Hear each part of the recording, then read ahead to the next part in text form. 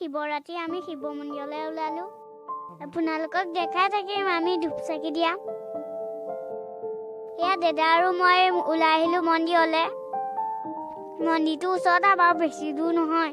ভিডিঅ'টো শেষলৈকে চাই থাকিব দেই এয়া আমি তেল চাকি কিনিলো ধূপ কিনিলো বলক এতিয়া আমি চাকি দিওঁগে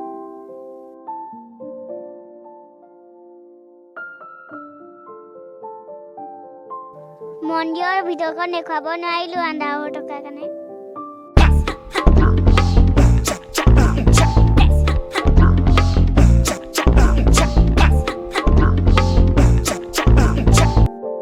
এইটো ইমান ধুনীয়াকৈ দেখিছেনে ইমান ধুনীয়াকৈ বনাইছে তেল চাকি দিয়ে বাহিৰত ধূপ জ্বলালো ধূপ আকৌ ভিতৰত জ্বলাব নিদিয়ে